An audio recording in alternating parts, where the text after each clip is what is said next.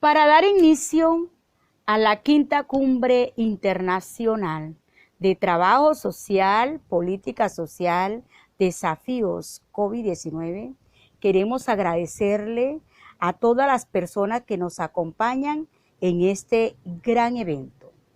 La Universidad de La Guajira, la Facultad de Ciencias Sociales Humanas, el Programa de Trabajo Social y la asignatura de Política Social, con el Grupo Contacto con la Comunidad, queremos agradecerle la participación a todos los ponentes, a todos los invitados, para contribuir a este gran aprendizaje en la virtualidad, como es trabajo social y políticas sociales con el COVID-19, un gran desafío.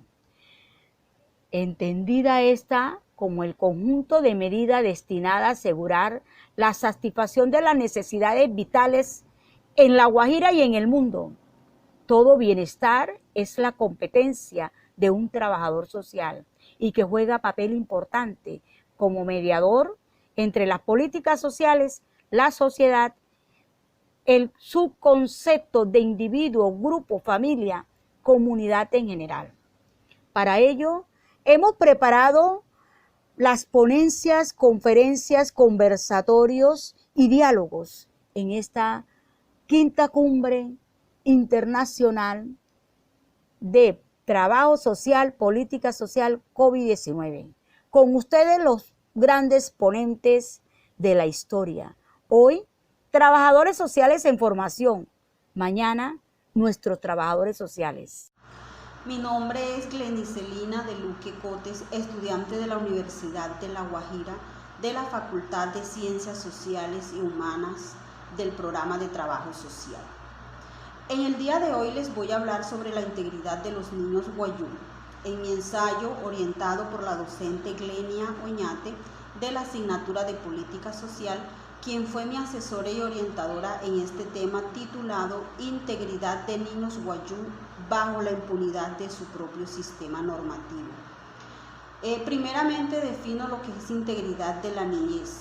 Los derechos de los niños están por encima de los demás según el artículo 44 de la Constitución Política de Colombia, la cual indica que son derechos fundamentales de los niños la vida, la integridad física, la salud, la integridad, la seguridad social, la alimentación equilibrada, su nombre y nacionalidad, tener una familia y no ser separados de ella, derecho al cuidado, al amor, la educación y la cultura, la recreación y la libre expresión de su opinión.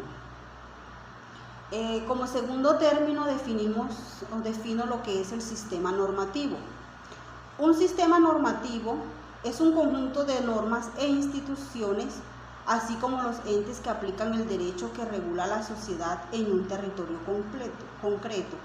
El sistema normativo es gestionado por el Estado para facilitar la convivencia, estableciendo reglas de conducta para los individuos.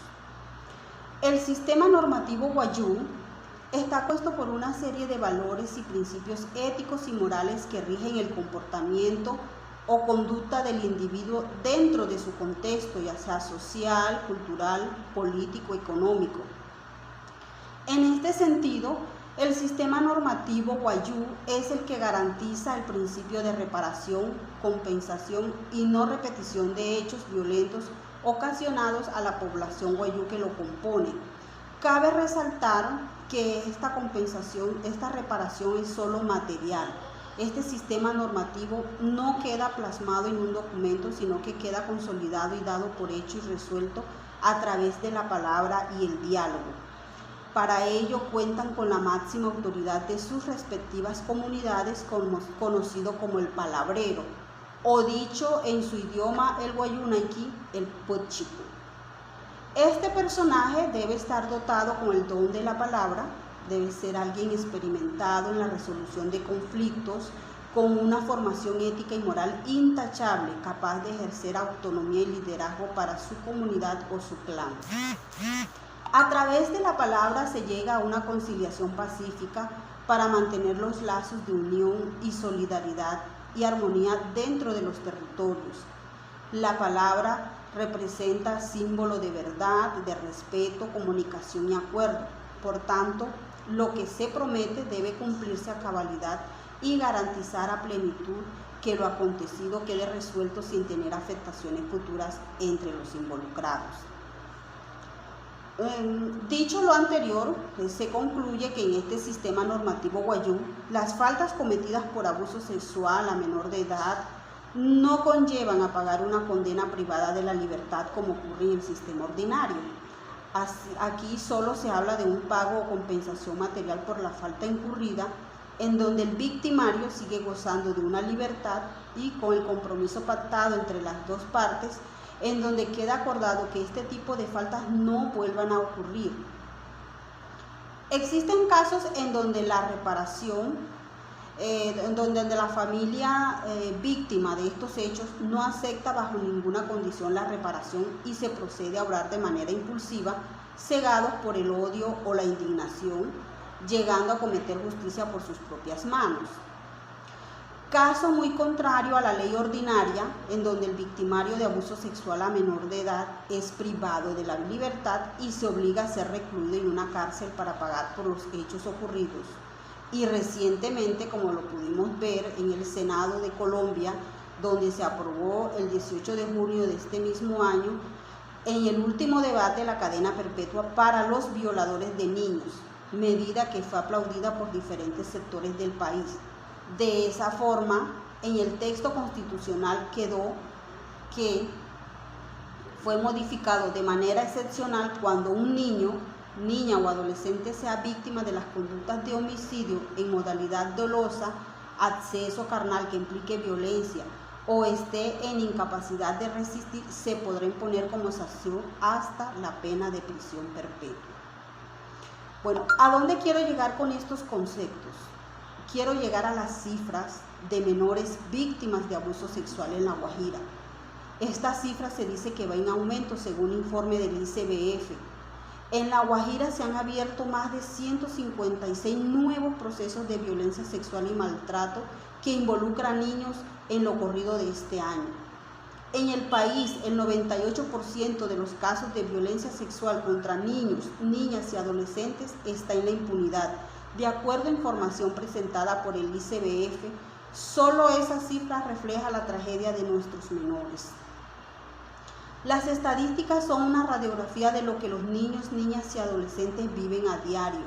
Por tanto, urge la intervención del Estado para garantizar los derechos de los niños.